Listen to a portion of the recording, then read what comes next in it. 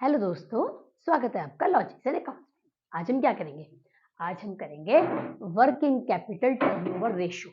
हम इसके बारे में समझेंगे, क्या है ये रेशियो, कैसे कैलकुलेट की जाती है, इसका क्या इम्प्लीकेशन है, ये हम सारी बातें आज के वीडियो में समझेंगे। ठीक है, चलिए शुरू करने से पहले मैं आपको एक बार कह दूं, अगर अभी तक आपने हमारे चैनल को लाइक नहीं किया, अगर अभी तक सब्सक्राइब नहीं करा, तो फटाफट से कर दीजिएगा और वीडियो को लाइक कर दीजिएगा और शेयर भी कर लीजिएगा। चलिए आइए डिस्कस करते हैं क्या होती है वर्किंग कैपिटल टर्नओवर रेशियो। पहले मैं इसका फॉर्मूला बताऊं आपको। ठीक है, ये एक solvency ratio sorry turnover ratio का हिस्सा है। याद है ना, हमने बताया था टर्नओवर रेशियो को परफॉर्मेंस रेशियो भी कहते हैं, एक्टिविटी रेशियो भी कहते हैं। तो वर्किंग कैपिटल टर्नओवर रेशियो जो रेशियोज है उनमें से एक है। कैसे कैलकुलेट की जाती है, आइए पहले फॉर्मूला डिस्कस करें।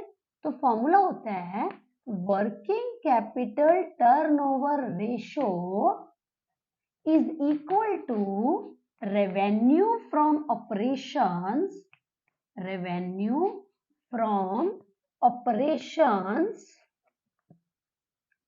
ठीक है, डिवाइडेड बाय वर्किंग कैपिटल। ठीक है, वर्किंग कैपिटल सारी बातें समझें क्या होती है ये। रेवेन्यू फ्रॉम ऑपरेशंस यानी कि नेट सेल्स, रेवेन्यू ऑपरेशन को नेट सेल्स कहते हैं। ठीक है, और वर्किंग कैपिटल क्या होती है दोस्तों? वर्किंग कैपिटल होती है current assets minus current liabilities. हाँ, ये तो मैंने आपको इसका फॉर्मूला बता दिया। आइए इससे रिलेटेड कुछ और बातें और जानते हैं। क्या क्या है वो बातें? इसका फॉर्मूला पता होना चाहिए। ये एक सॉल्वेंसी रेशियो का हिस्सा है। सॉरी, ये क्या नाम है, टर्नओवर फॉर्मूला है, ये टर्नओवर रेशियो का एक हिस्सा है ये। ठीक है, जिसको एक्टिविटी रेशियो भी कहते हैं, परफॉर्मेंस रेशियो भी कहते हैं। ठीक है, तीसरी बात, ये क्या बताती है, ये क्या बताती है, इस रेशियो से पता क्या चलता है? देखिए, जैसा कि हमने कहा है कि सारी टर्नओवर रेशियोज जो होती हैं, जो एक्टिविटी रेशियोज जो होती हैं, वो बताती है कि एफिशिएंटली कितना काम किया है फर्म ने।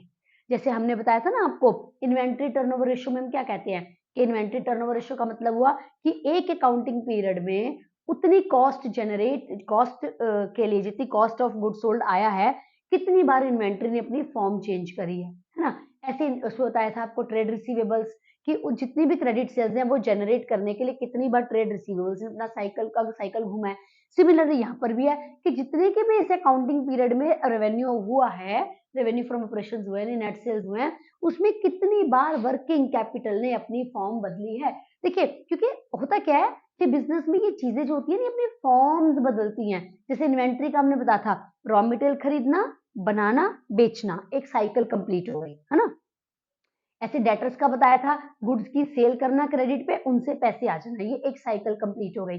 ऐसे वर्किंग कैपिटल की भी तो फॉर्म होती है, कितनी बार वर्किंग कैपिटल चेंज हुई। वर्किंग कैपिटल क्या होती है? बेसिकली वर्किंग कैपिटल का मतलब होता है कि वैसे हम कहते हैं वर्किंग कैपिटल मतलब वो कैपिटल जो डे टू डे ऑपरेशंस में लगी हुई है ना, जो डे टू डे ऑपरेशंस में लगी हुई है, जिसको कि हम कहते हैं current assets minus current liabilities के फॉर्मूले से कैलकुलेट करा जाता है। देखिए, इसका ना थोड़ा वाइडर होराइजन सोचिए।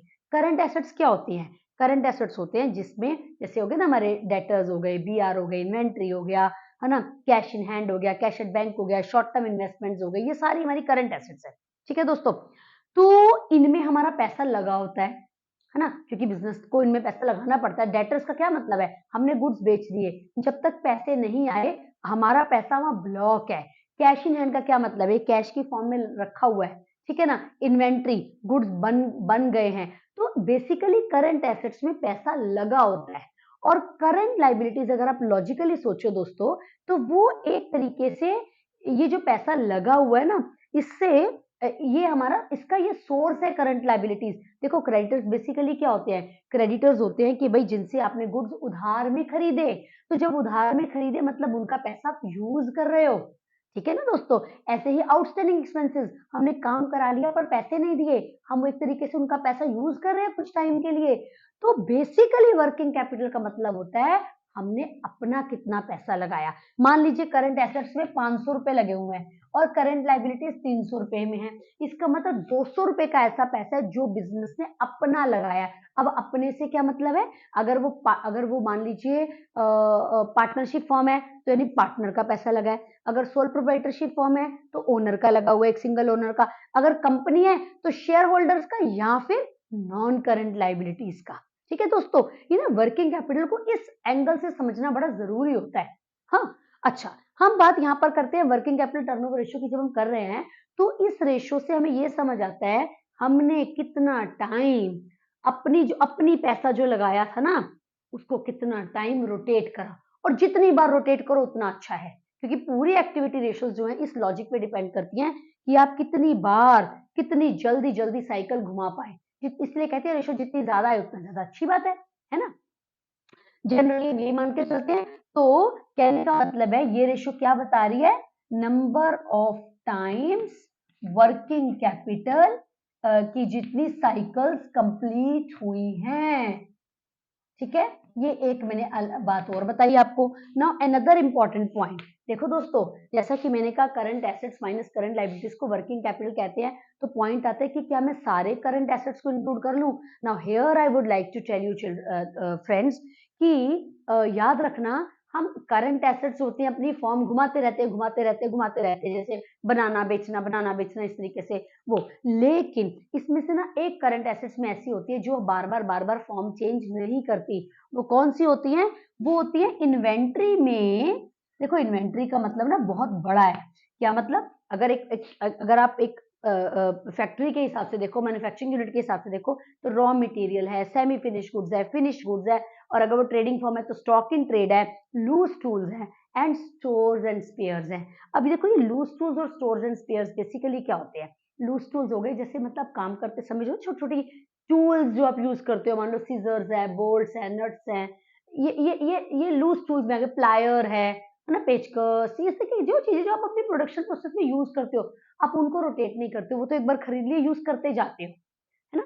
वो जो मेरा कहने का मतलब है, इन्वेंट्री जब आप ले रहे हो ना तो उसमें इसको इंक्लूड करना, किसको, आपको इंक्लूड करना है लूज टूल्स को एंड स्टोर्स एंड स्पेयर्स को। स्टोर्स एंड स्पेयर्स क्या होते हैं भाई, जो चीजें जो होती है ना जो स्टोर में रखी हुई है, जो हमारी इन्वेंट्री का हिस्सा बन जाएगी। जैसे मान लीजिए अगर कोई मैकेनिक है तो उसका ऑयल है, पेंट है, जो वो मशीनों में डलता है, ये भी है तो इन्वेंट्री का हिस्सा, लेकिन ये ना ऐसे डायरेक्टली अपनी फॉर्म चेंज नहीं करता। तो मेरे कहने का मतलब है इन्वेंट्री तो लेना है आपने, लेकिन इन्वेंट्री में से ये दो चीजों को नहीं लेना जब आप वर्किंग कैपिटल निकाल रहे हो, वर्किंग कैपिटल टर्नओवर रेशियो के लिए। वैसे ज्यादातर रेशियोज में ना जहां जहां पर करंट एसेट्स यूज होते हैं उसमें हम इनको एक्सक्लूड करते हैं। हालांकि ये हर जगह नहीं है, जैसे जैसे हम total assets to debt ratio करते हैं, वहां टोटल एसेट्स का मतलब है सारी टोटल एसेट्स ले लो, बट ज्यादातर केसेस में हम इनको जो ना एक्सक्लूड करते हैं। एक्सक्लूड मतलब नहीं लेते। ठीक है दोस्तों, तो ये मैंने आपको बताया बेसिक बातें। आइए अब इसके क्वेश्चन करके देखते हैं कि क्या हम क्वेश्चन कर पा रहे हैं। ठीक है, तो ये मेरा ख्याल है अपने पॉइंट्स को नोट कर ही लिए होंगे, स्क्रीनशॉट ले लीजिए, और अब हम आगे बढ़ते हैं। ठीक है, आइए मैंने फॉर्मूला में लिखा रहने देती हूँ, और अब जो है चलो मैं यहाँ शॉर्ट उसमें लिख देती हूँ।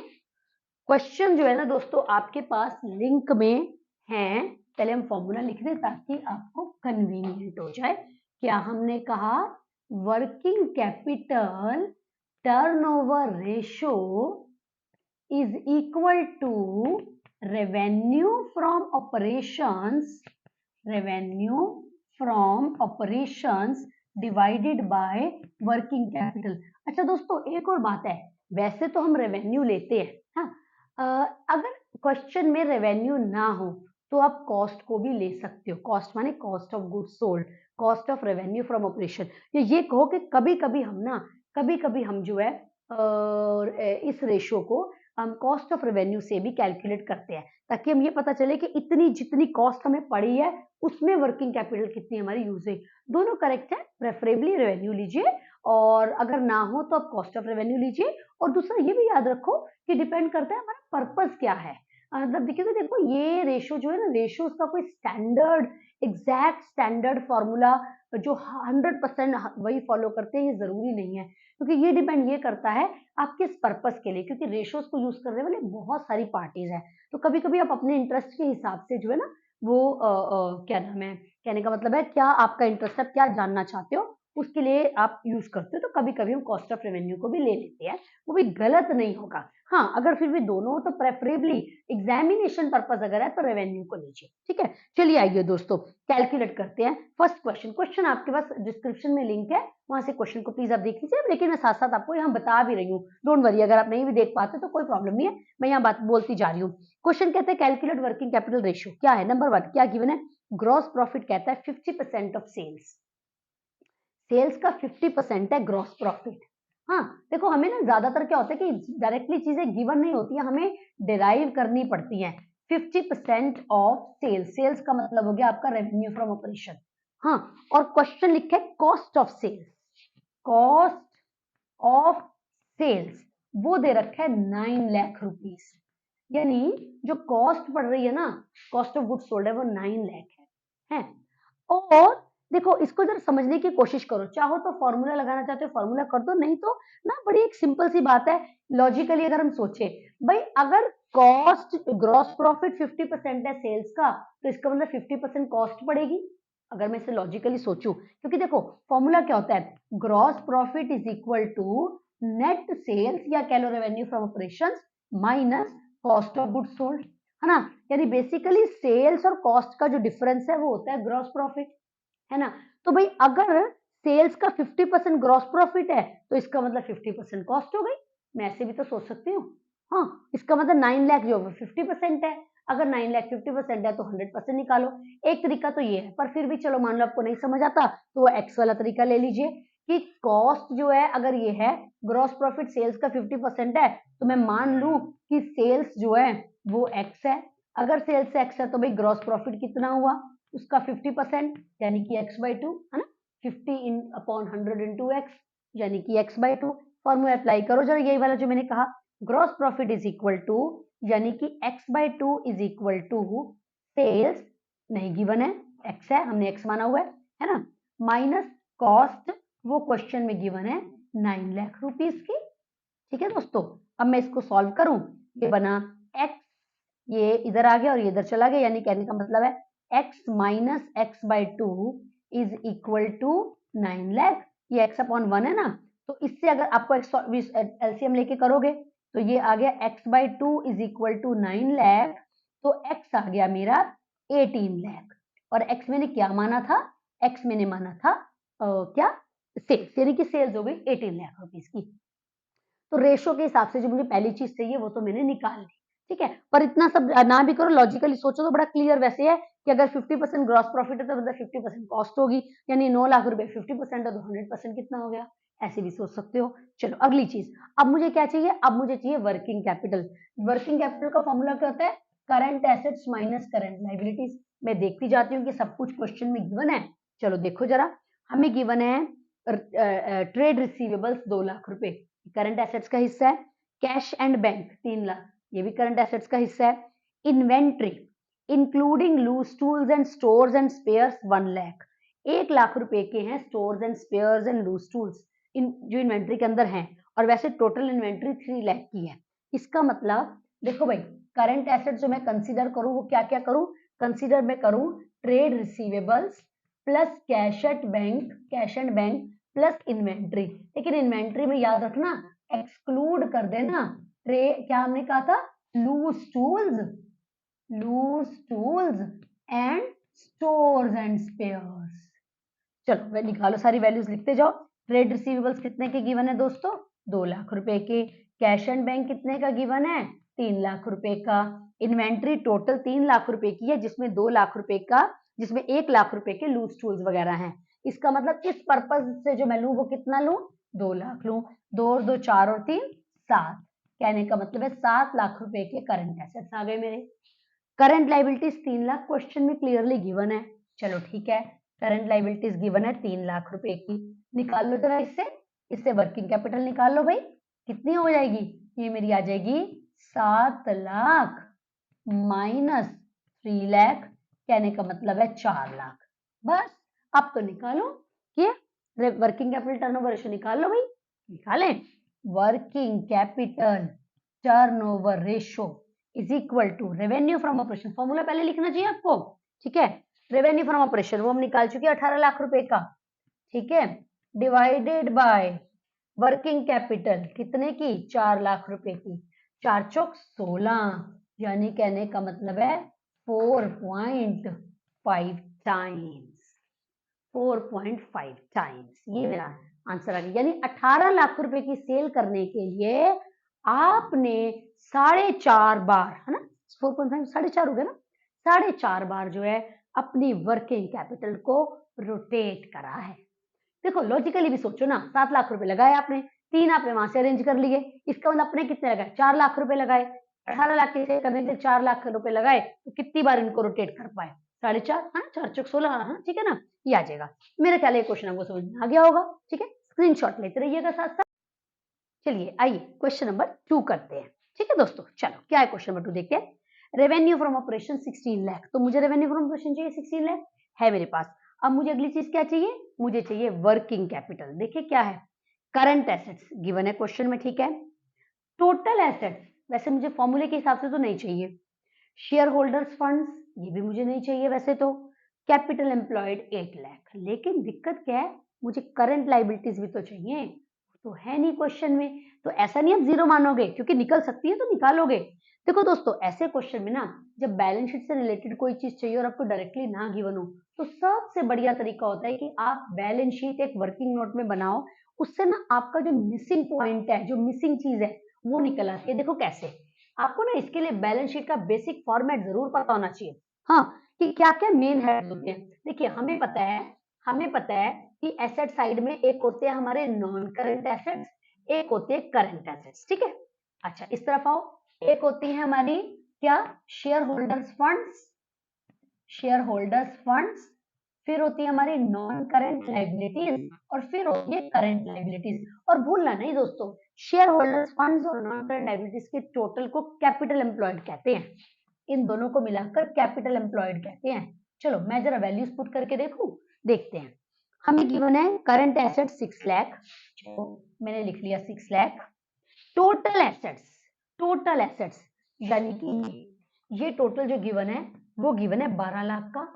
तो भाई देखो दोस्तों, अगर टोटल एसेट्स 12 लाख है तो हमें पता है total assets are equal to total liabilities, तो यानी अगर ये 12 लाख है तो ये भी तो 12 लाख हो गया ना, ठीक है ना दोस्तों। चलो आगे, शेयर होल्डर्स फंड्स यानी कि ये 5 लाख, ठीक है।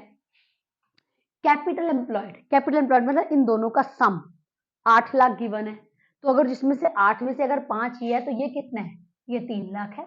मुझे एक्चुअली ये नहीं चाहिए, मुझे तो करंट एसेट्स और करंट लायबिलिटीज चाहिए, ठीक है। अब देखो मिसिंग चीजें निकाल सकते हो भाई, अगर ये 12 लाख है जिसमें से अगर ये 8 लाख है, तो करंट लायबिलिटीज कितने की हो गई, 8 और 4 12, 4 लाख की हो गई, है ना। तो मैं इसके हिसाब से ये कह सकती हूँ ना कि current liabilities are equal to total liabilities minus, चाहो तो ये लिख दो share holders funds minus non current liability, या चाहो तो सीधे सीधे लिख दो माइनस कैपिटल एम्प्लॉयड, है ना। चलो वैल्यूज पुट करो, ये गिवन है आपको 12 लाख रुपए, total liability sorry current liabilities निकाली ना, ये मुझे निकाली, टोटल लायबिलिटीज है 12 lakh minus share holders funds है 5 lakh minus non current liabilities given है 3 लाख, तो उस हिसाब से मैंने निकाल लिया 4 लाख, और ये मैंने आपको करके भी दिखाया। देखो ये ना फॉर्मूला नहीं है कोई अलग से, ये डेरिवेशन है। अगर आपको बैलेंस शीट अच्छे से आती है ना तो बड़ी सारी मिसिंग चीजें निकाल सकते हो। चलो अब मेरे पास करंट लायबिलिटीज आ गई और करंट एसेट्स भी हैं। मुझे क्या चाहिए, मुझे चाहिए working capital which is equal to current assets minus current liabilities. Values put करो भाई, करंट एसेट्स 6 लाख की हैं, करंट लायबिलिटीज 4 लाख की हैं, तो उस हिसाब से वर्किंग कैपिटल कितने की आ गई, 2 लाख की आ गई। बस आप ये क्वेश्चन में सब कुछ है। क्या चाहिए मुझे, working capital turnover ratio is equal to revenue from operations, या निकालू working capital turnover ratio is equal to revenue from operations. वो क्वेश्चन में तो गिवन है ना, वो कितना गिवन है 16 lakh divided by working capital 2 lakh. देखो इस क्वेश्चन में ना इन्वेंट्री या अलग से लूज टूल्स वगैरह कुछ नहीं बोला हुआ, बस सीधी सीधी वैल्यूज गिवन है, बस करते जाओ। तो कितना आंसर आ गया, आंसर आ गया 8 टाइम्स, यानी 16 लाख रुपए की सेल्स करने के लिए फर्म ने अपनी वर्किंग कैपिटल को 8 बार घुमाया, 8 बार साइकिल कंप्लीट करा, ठीक है दोस्तों, तो मेरा ख्याल है ये क्वेश्चन भी आपको समझ में आ गया होगा। 2 क्वेश्चन हमने करे। हम नॉर्मली क्या करते हैं, पहले आपको लॉजिक समझाते हैं, क्यों कैलकुलेट करी जाती है, फिर कैसे कैलकुलेट करती है वो भी हम आपको क्वेश्चन में करके दिखाते हैं। ठीक है, मेरा ख्याल है ये अच्छे से आपको समझ आया होगा, पर आपको प्रैक्टिस जरूर करनी पड़ेगी। स्क्रीनशॉट ले लीजिएगा क्वेश्चन का, ठीक है। और एक बार मैं फिर आपसे रिक्वेस्ट करती हूँ, चैनल को सब्सक्राइब कर दीजिएगा, वीडियो को लाइक कर दीजिएगा, शेयर कर दीजिएगा। कोई कमेंट करना चाहते हैं तो हाँ जी, you are most welcome, comment करिए। हम कोशिश करेंगे आपके कमेंट का, अगर आपको कोई डाउट कंफ्यूजन है तो उसका जवाब अपने डिफरेंट वीडियोस के थ्रू देते रहे। ठीक है दोस्तों, नेक्स्ट वीडियो में आएंगे और कॉन्सेप्ट्स को लेकर आएंगे। Till then, good bye all of you.